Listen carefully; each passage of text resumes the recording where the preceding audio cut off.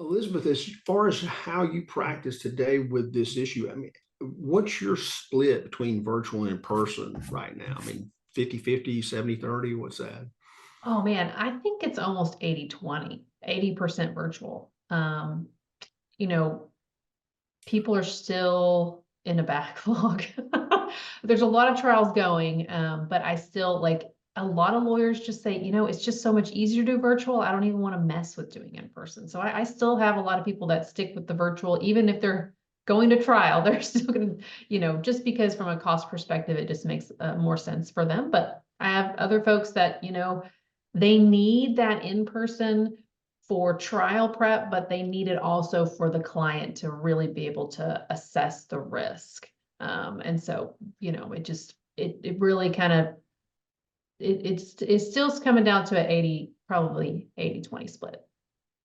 As far as the split between, let's just call it sort of the last stage, the piece where people are on the eve of trial, contemplating trial, whatever, and the people who are using you earlier on to help steer the case and determine issues. What's your split in that right now? Do you see that early? I'm thinking you're going to tell me your earlier phase is starting to become a bigger percentage just based on our conversation.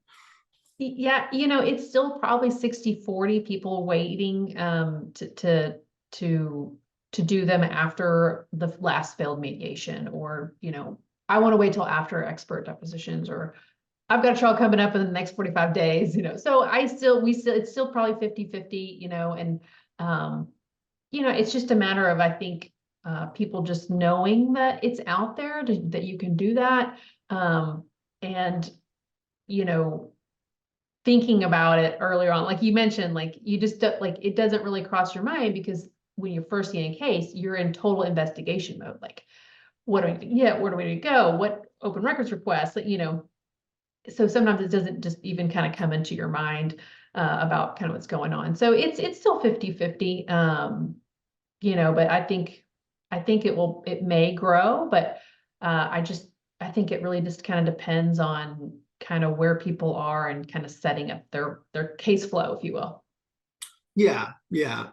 My guess is that probably over the next couple of years, you're going to probably see more people shifting to using you sooner, and even people like your friend, they're using it even before they file to get focus and get questions that they're thinking about.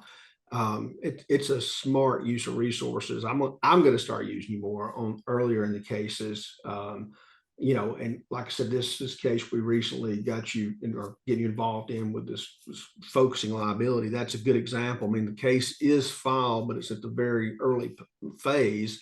But and even there's another case you've worked on with us involving an 18-wheeler crash. I really feel like we probably ought to do something in that case of on the issues of drivers and who's to blame in that crazy intersection there. But um, I'm going to start using you more, but I think it's going to start happening with others too, because it just makes so much sense when you think about it to eliminate